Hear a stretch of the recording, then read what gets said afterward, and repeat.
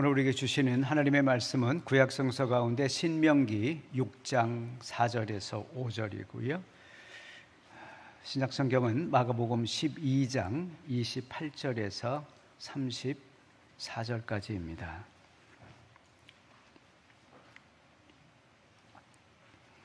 신명기 6장 4절부터 봉독합니다. 하나님의 말씀에 경청하시길 바랍니다. 이스라엘은 들으십시오. 주님은 우리의 하나님이시요 주님은 오직 한 분뿐이십니다. 당신들은 마음을 다하고 뜻을 다하고 힘을 다하여 주 당신들의 하나님을 사랑하십시오. 마가복음 12장입니다. 율법학자들 가운데 한 사람이 다가와서 그들이 변론하는 것을 들었다. 그는 예수가 그들에게 대답을 잘하시는 것을 보고서 예수께 물었다. 모든 계명 가운데서 가장 으뜸되는 것은 어느 것입니까? 예수께서 대답하셨다. 첫째는 이것이다. 이스라엘아 들어라. 우리 하나님이신 주님은 오직 한 분이신 주님이시다. 네 마음을 다하고 네 목숨을 다하고 네 뜻을 다하고 네 힘을 다하여 너희 하나님이신 주님을 사랑하여라. 둘째는 이것이다. 네 이웃을 내 몸과 같이 사랑하여라. 이 계명보다 더 큰 계명은 없다. 그러자 율법학자가 예수께 말하였다. 선생님, 옳은 말씀입니다. 하나님은 한 분이시요 그 밖에 다른 이는 없다고 하신 그 말씀은 옳습니다. 또 마음을 다하고 지혜를 다하고 힘을 다하여 하나님을 사랑하는 것과 이웃을 자기 몸같이 사랑하는 것이 모든 번제와 희생제보다 더 낫습니다. 예수께서는 그가 슬기롭게 대답하는 것을 보시고 그에게 말씀하셨다. 너는 하나님의 나라에서 멀리 있지 않다. 그 뒤에는 감히 예수께 더 묻는 사람이 없었다. 아멘. 오늘 우리가 읽었던 신약 본문에 보면 율법학자들이 등장합니다. 사실 율법학자들은 우리에게 있어서 부정적 이미지가 좀 강합니다. 일단 예수님께 대해서 상당히 적대적이었던 사람들이었고요. 그리고 위선적인 사람들로 우리에게 인식되고 있습니다. 그러다 보니까 우리는 율법이라는 단어에 대해서도 다소 부정적인 그런 감정을 가질 때가 있습니다. 하지만 율법은 하나님께로부터 온 것입니다. 즉, 그 율법을 주신 분은 하나님이십니다. 그러므로 우리가 만약에 율법을 부정한다면 그 율법을 주신 하나님까지도 부정하는 것으로 이해될 수 있습니다. 그래서 율법에 대해서 얘기한다는 것이 상당히 조심스럽습니다. 오늘 말씀을 시작하면서 그 율법의 기원에 대해서 잠깐 좀 깊이 생각해 봤으면 좋겠습니다. 율법이라는 것은 출애굽 이후에 시내산에서 이스라엘 백성에게 처음 주어진 것입니다. 하나님께서 율법을 주신 이유는 이스라엘 백성을 출애굽시킨 이후에 하나님의 백성으로 택하시고 그들을 거룩한 민족으로 세우기 위해서 주신 것입니다. 율법은 하나님의 백성으로서 당연히 지켜야 될 도리이고 법입니다. 사실 법이라는 것은 참 중요합니다. 왜냐하면 법이 없으면 사람들은 방종하게 되기 때문에 그렇습니다. 창세기에 보면 여러분들 잘 알다시피 소돔과 고모라 이야기가 나오는데 그때 악이 세상에 아주 가득 찼었다라고 나와 있습니다. 그런데 그럴 수밖에 없었던 것이 소돔과 고모라 시대 때 세상에 율법이라는 게 없었습니다. 이렇게 하면 잘못된 것이다 라고 얘기해주는 가이드라인이 전혀 없었습니다. 그 사람들은 그냥 자기 마음 내키는 대로 했던 것이고 그것이 잘못된 것이라고 지적해주는 사람이 아무도 없었다는 것이죠. 식당에서 한번 뛰어다니는 아이들 한번 생각해 보십시오. 우리가 공공장소에서 막 시끄럽게 뛰어다니는 아이들을 보면서 사람들이 밥 먹다가 눈살을 찌푸리는 경우가 종종 생길 수 있는데 그때 누구 하나 그 아이들을 나무라지는 않습니다. 그 아이들을 가르치지 않은 부모들을 보통 지적합니다. 마음속으로 그렇게 생각합니다. 아이들이 저렇게 뛰어다니는데 저 부모가 교육을 시켜야 되는 거 아닌가라는 생각을 우리는 종종 합니다. 그게 맞고요, 실제로. 그러니까 부모가 아이들을 붙잡아 놓고 얘기를 해야죠. 이럴 때는 이렇게 해야 되고 이럴 때 이런 곳에서 뛰어다니는 것은 잘못된 행동이다라고 가정교육을 시켜야 됩니다. 그런 가정교육을 통해서 아이들은 자기의 행동들이 잘못되었다는 것을 깨닫게 되고 그런 규정과 또 법을 통해서 가정의 그런 규칙을 통해서 아이들은 성숙해 갑니다. 그 과정을 통해서 그 아이들은 어른이 되어 갑니다. 이스라엘도 마찬가지였었습니다. 무엇이 잘못된 것인지, 무엇이 바른 것인지도 모르는 상태에서 출애굽을 했던 것이고, 그때 하나님께서 어린아이와 같은 이 백성을 어른으로 만들기 위해서 주신 것이 바로 율법이라는 것이었습니다. 이스라엘 백성들은 율법을 지키면서 아마 깨달을 것입니다. 아, 우리가 정말 엉망으로 살았었구나 라고 아마 이 사람들 깨달았을 것입니다. 하나님께서 주신 그 가이드라인을 마음에 새기고 이제는 우리가 이 율법대로 제대로 살아야겠다. 그래서 참 순수하게 그 율법 계명들을 하나하나 잘 지켜갔습니다. 율법을 정말 소중하게 여기고 민족의 거룩한 지표로 여기면서 그 계명들을 하나하나 준수해 가면서 살았습니다. 그런데 문제는 율법 지키는 그 과정에서 부작용이 생겨나기 시작하는데요. 자기 자신만 열심히 지키면 되는데 때로는 자꾸만 옆 사람을 이제 바라보게 되더라는 것이죠. 그러니까 나는 이렇게 율법을 열심히 지키는데 내 옆을 보니까 그것을 율법을 잘 지키지 않는 사람들이 있더라는 것입니다. 자연스럽게 율법 지키는 사람이 율법 지키지 않는 사람을 정죄하기 시작합니다. 한번 이런 경우 한번 생각해 보십시오. 예전에 우리 한국교회 그 주일에 매매를 안 하는 그런 이제 우리 전통이 있었습니다. 그때만 해도 이제 신용카드를 사용하지 않고 다들 현금을 사용하다 보니까 그 돈이 오고 가는 것을 우리가 주일에는 가급적이면 하지 말자고 해서 주일에는 슈퍼마켓도 안 가고 식당에서 사 먹지도 않았던 그런 기억이 납니다. 다들 토요일 저녁이면 주일에 먹을 거 다 준비해 놓고 마트 갈 일을 다 사전 차단한 상태에서 주일을 맞이하고 아침에 온 가족이 교회 가서 예배드리고 또 저녁에도 예배드리고 했던 그런 아름다운 전통이 우리 가운데 있었던 것 같습니다. 주일을 조금 더 온전하게 하나님께 드리자라는 우리 신앙의 선배들의 약속이었던 걸로 기억합니다. 그런데 그런 좋은 전통이 있었음에도 불구하고 간혹 월요일 아침이 되면 교회 안에서 이런 얘기들이 떠돌았던 걸로 기억합니다. 어제 주일 보니까 어느 김 집사가 마트에서 물건을 사더라. 이런 얘기가 도는 거죠. 이 집사가 가족들과 함께 주일 저녁에 식당에서 맛있는 거 사 먹었다. 그러면서 꼭 뒤따라오는 얘기가 뭐냐면 그 사람들 장로 권사 시키면 안 된다.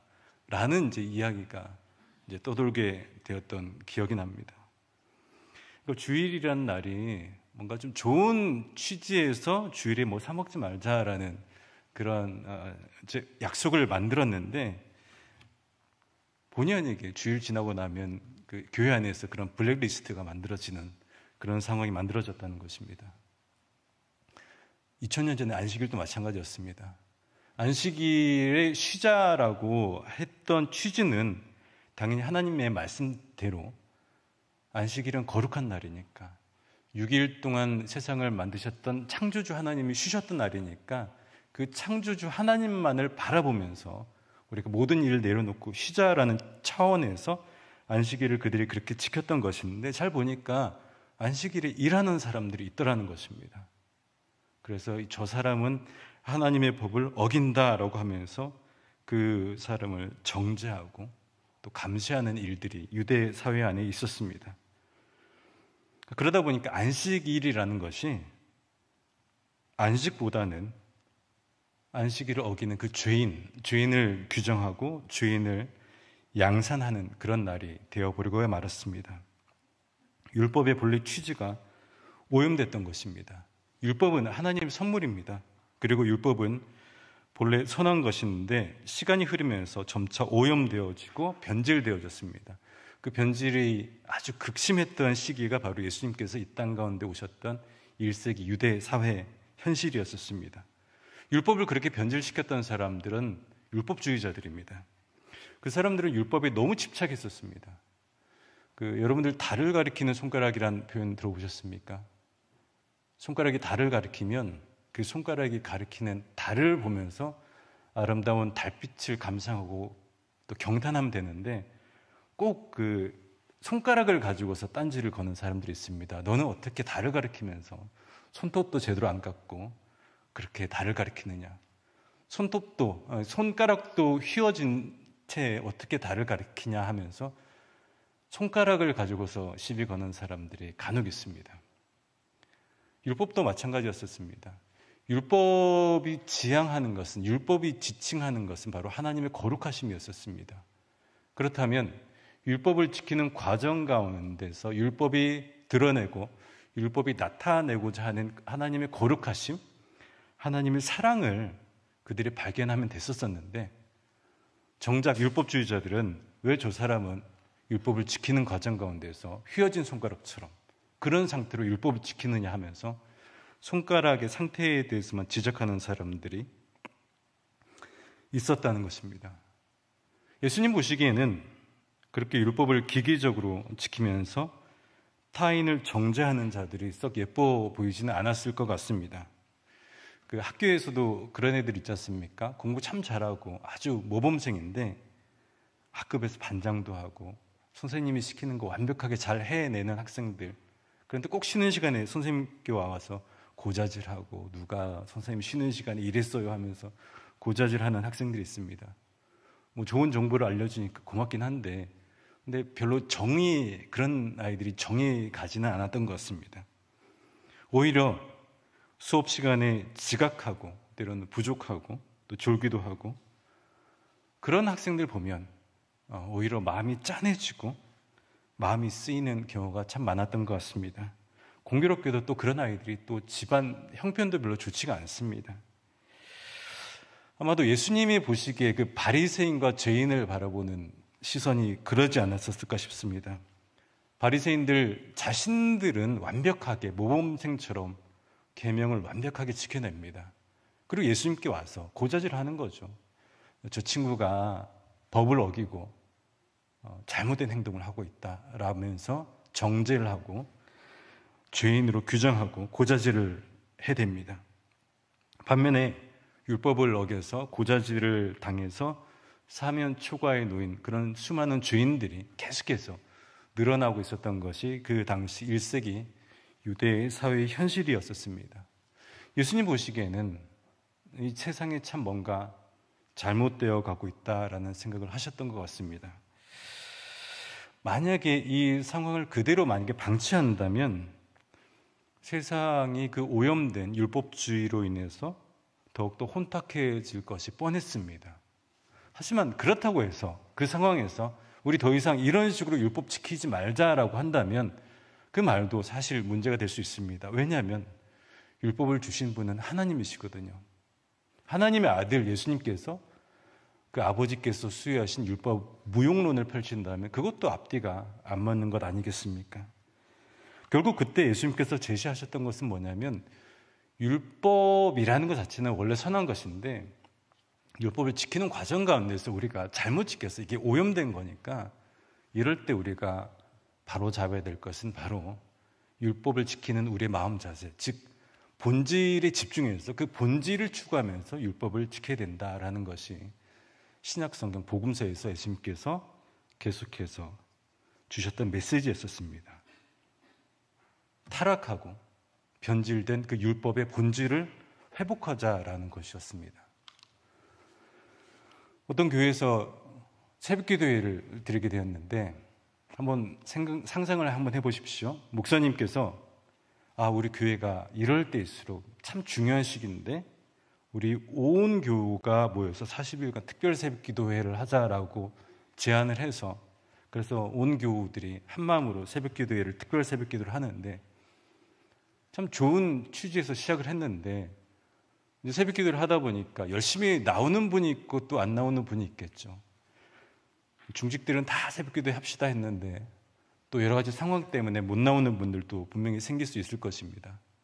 열심히 나오는 분들은 새벽기도 열심히 나와서 아침부터 또 주차 봉사하고 카풀하고 또 라이드하면서 열심히 섬기는데 안 나오는 분들이 있으니까 나오는 분들 입장에서는 조금 마음이 불편한 상황이 생길 수 있겠죠. 그래서 안 나오는 분들 왜 안 나오냐고 하면서 또 구역별로 체크하고 만약에 그런 상황이 벌어진다고 한번 생각해 보십시오. 새벽 기도를 나오는 사람, 또 안 나오는 부류 간에 갈등이 분명히 생길 수 있습니다. 혹자는 그런 상황을 보면서 지나가는 말로 이렇게 얘기하려는지도 모릅니다. 새벽 기도 때문에 교회가 혼란스러워졌다라고 얘기하려는지도 모르겠습니다. 그런데 사실 새벽 기도회는 아무런 잘못이 없습니다. 새벽 기도회가 교회를 혼란스럽게 하는 그런 주체가 될 수는 없습니다.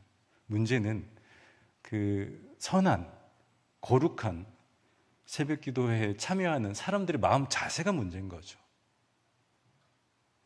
그런 교회에 특별한 너무나 귀한 행사가 있다면 그런 행사일수록 그런 기도회에 참여하는 사람들이 자기가 지금 이 자리에 와서 무엇을 해야 되는지, 이 기도회가 무엇인지, 그 본질이 무엇인지 거기에 집중해서 오직 그 기도회를 통해서 하나님께 더 나아가고 하나님께 더 간절히 기도하고 하나님의 이름을 부르짖으면 되는 것일 텐데, 누구는 왔고 누구는 안 왔고 계속해서 하나님을 바라보지 않은 채 옆에 자리만 쳐다보면서 오늘도 김지산 안 왔네 하면서 만약에 그분을 정죄한다면 그 기도회는 매우 혼란스러워질 수밖에 없는 것입니다.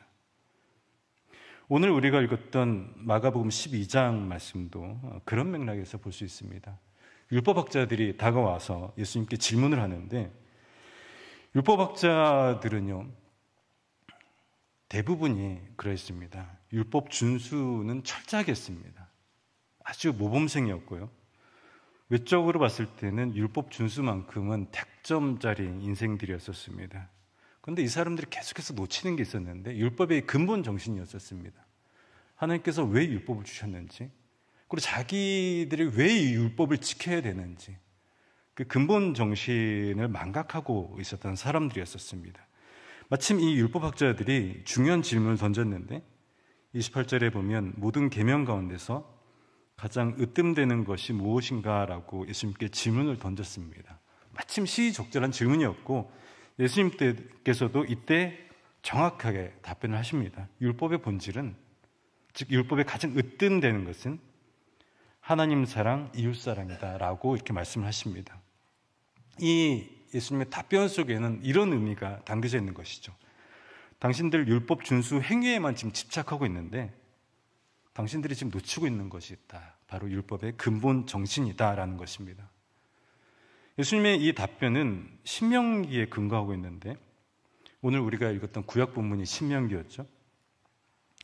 이 신명기는 이스라엘 백성이 광야 40년을 지낸 이후에 가나안 땅으로 들어가기 직전에 모세가 그들에게 전해준 메시지가 신명기입니다.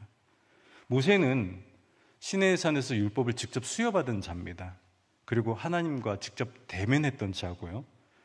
그렇기 때문에 율법을 가장 잘 이해했던 사람이고 그 핵심을 정확하게 포착했던 사람이 모세입니다. 모세가 마지막으로 가나안 땅에 입성하는 이스라엘 백성들을 향해서 했던 설교 내용을 담고 있는 신명기가 총 34장인데 신명기 5장에 보면 율법의 가장 근간이 되는 10계명이 나와 있고요. 그 10계명을 근간으로 해서 6장부터는 구체적으로 그들이 지켜야 될 세부적인 율법들이 많이 제시되어 있습니다. 그런데 그 6장부터 시작되는 그 구체적인 율법 조항들의 가장 첫 번째가 뭐냐면 바로 오늘 우리가 읽었던 6장 4절에서 5절에 나오는 사랑입니다. 그럼 결국 이건 무슨 의미겠습니까? 6장 4절에서 5절에서 강조하는 이 사랑의 마음을 가지고 6장 이후에 나오는 모든 계명들을 지켜야 그것이 건강한 신앙생활이 될 수 있다라는 것입니다. 만약에 그 사랑의 마음이 없는 이 나오는 수많은 계명을 지킨다 한들 그 사랑의 마음이 없다면 그 계명을 지키는 것은 매우 공허해질 수밖에 없다라는 메시지가 이 신명기 말씀에 나와 있습니다. 이 말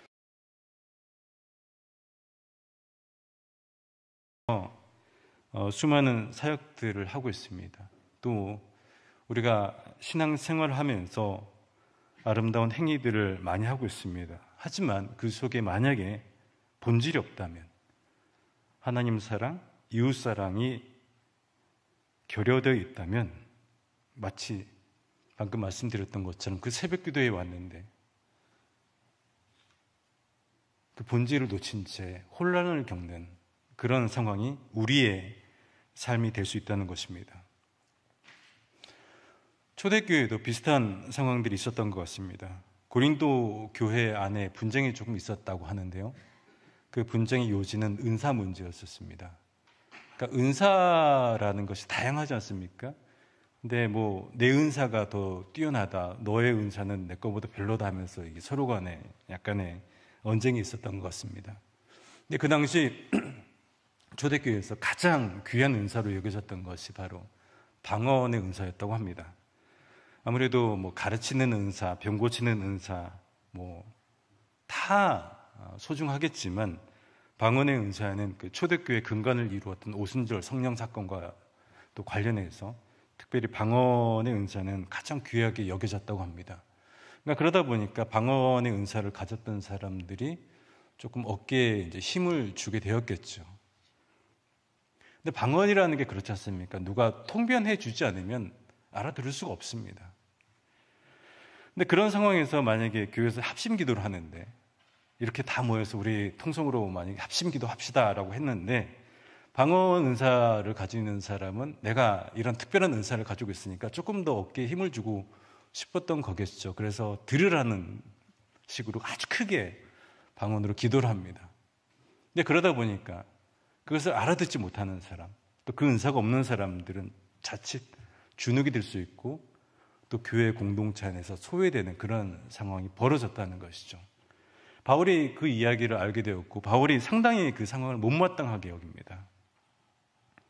그 당시 그 방언 기도를 아주 우리 인간의 언어가 아닌 신비한 언어라고 생각해서 천사의 말이라고 했는데 여러분들 잘 아시다시피 고린도전서 13장 1절에 바로 그 말씀이죠.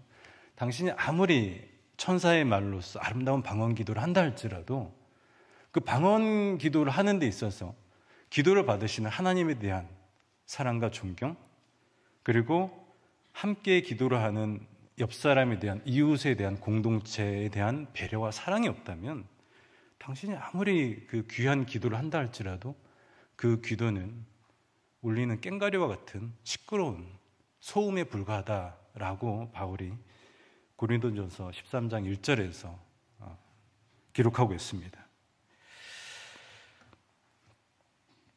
바울이 지적했던 이 말씀은 우리에게도 참 귀한 가르침이 됩니다. 바울은 그런 사랑이, 하나님에 대한 사랑과 이웃에 대한 사랑이 결여된 상태에서 하는 그런 신앙생활의 위험성을 지적하면서 마지막 13장 13절에서 이렇게 얘기합니다. 가장 중요한 것은 사랑이다라고 그 편지를 마무리합니다. 이 말씀은 우리에게도 큰 가르침이 됩니다. 우리도 교회에서 또 여러 가지 사역을 하고 또 신앙생활을 하고 있는데 늘 우리가 마음에 새게 될 것은 궁극적인 본질입니다.